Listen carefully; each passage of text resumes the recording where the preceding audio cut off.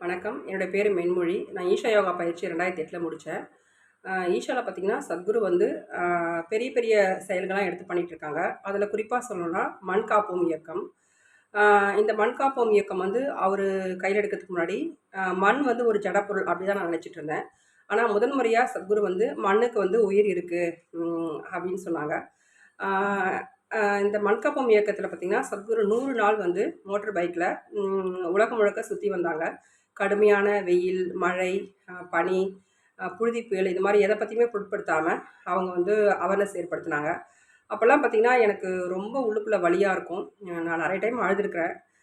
எனக்கு வந்து சத்குரு இருக்கிற மாதிரியே ஒரு உணர்வு. நானும் அந்த அந்த மாதிரி ஒரு பயணத்தில் இருக்கிற மாதிரியே ஒரு உணர்வு எனக்கு இருந்தது.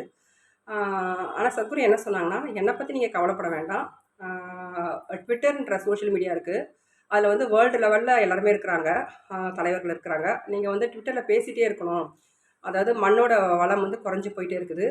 இப்படியே போச்சுன்னா இது வருங்கால சந்ததியினருக்கு பெரிய ஒரு உணவு தட்டுப்பாடு ஏற்படுத்தும். அது மட்டும் இல்லாமல் வளமான மண் மட்டுமே ஒரு சரியான காலநிலை மாற்றத்துக்கு உகந்ததான ஒரு காரணியாக இருக்கும் அப்படின்னு சொன்னாங்க. நான் பார்த்திங்கன்னா விஓவாக இருக்கிறேன். அதனால் போகிற வழியில் ஃபுல்லாக பசுமையான வயல்வெளிகள், மரங்கள் இது எல்லாமே ரொம்ப நல்லாயிருக்கும். ஸோ அங்கே டெய்லியுமே வந்து நான் ஒரு 4 ட்வீட் போட்டுருவேன்.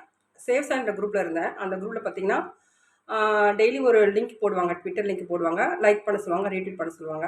அது மட்டும் இல்லாமல் நான் வந்து இந்த மாதிரி வந்து ஓனாக வந்து ஒரு 4 ட்வீட் போட்டுருவேன். தமிழில், இங்கிலீஷில் அந்த மாதிரி கலந்த மாதிரி போடுவேன். தமிழில் பார்த்திங்கன்னா ரொம்ப ஒரு உணர்வுபூர்வமான ஒரு வரிகள்லாம் வந்து மண்ணை பற்றி நான் எழுதி ட்வீட் போட்டிருக்கேன். ஃபோட்டோஸை பார்த்திங்கன்னா ரொம்ப நேச்சுரலாக இருக்கும். என்னோடய ட்வீட்ஸ்லாம் பார்த்திங்கன்னா எல்லோரும் என்ன சொல்லுவாங்கன்னா, உங்கள் ட்வீட்ஸ் ரொம்ப நல்லாயிருக்கு, ரொம்ப நேச்சுரலாக இருக்குது அப்படின்னு சொல்லுவாங்க.